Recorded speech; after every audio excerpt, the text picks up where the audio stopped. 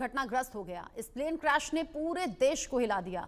घटना के बाद से जांच जारी है और रोज नई जानकारी सामने आ रही है। अब पता चला है कि क्रैश हुए प्लेन का कुछ दिन पहले इंश्योरेंस कवर बढ़वाया गया था। यह सब अप्रैल 2025 में हुआ, जब इंश्योरेंस का नवीनीकरण हुआ। बीमा 750 करोड़ रुपए से बढ़ाकर 850 करोड़ रुपए कर दिया गया था।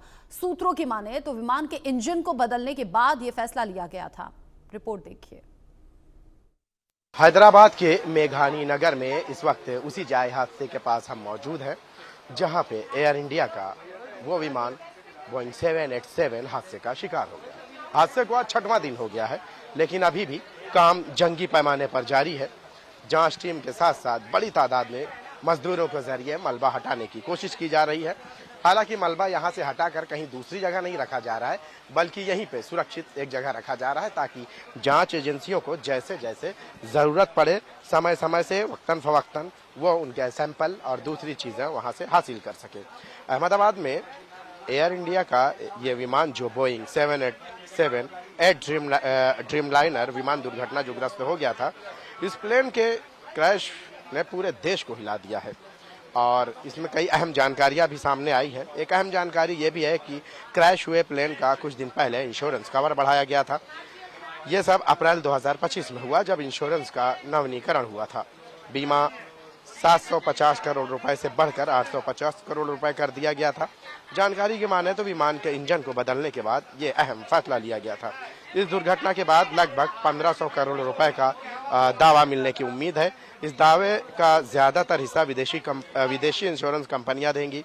भारत की इंश्योरेंस कंपनियां, जिनमें टाटा, AIG सबसे आगे है, लगभग 100 से 150 करोड़ रुपए की भुगतान ये सिर्फ भारतीय कंपनियां करेंगी। बाकी का जो अदा करने वाली कंपनियां हैं, वो ज्यादातर विदेशी कंपनियों ने इसकी जिम्मेदारी ली है।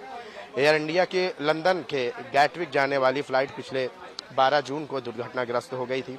इस हादसे में 241 यात्रियों समेत 270 लोगों की जानें चली गई थी। इस दुर्घटना के बाद यात्रियों के परिवारों को मुआवजा मिलेगा। ये मुआवजा मॉन्ट्रियल कन्वेंशन के नियमों के अनुसार दिया जाएगा। इसका मतलब है कि मृतकों के परिवार को लगभग 1 करोड़ 8 लाख रुपए प्रति व्यक्ति मिलेंगे। इस हिसाब से कुल मुआवजा 420 करोड़ रुपए के ज्यादा होता है या उसके आसपास जाता है, जबकि दुर्घटना के कारण अन्य नुकसानों के लिए भी दावे किए जा सकते हैं। जानकारी जो मिली है, इससे ये बात भी सामने आई है कि हवाई जहाज के इंश्योरेंस का बाजार और सख्त होते जाएगा। खासकर एशिया में बड़े विमानों को चलाने वाली कंपनियों के लिए इंश्योरेंस महंगा हो सकता है।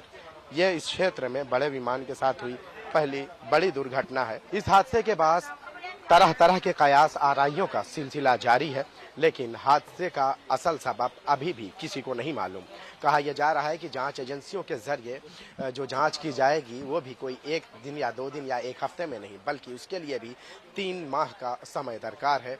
3 माह के बाद ही जांच एजेंसियों की जांच के बाद ये पता लगाना मुमकिन होगा कि हादसे का असल सबब क्या रहा।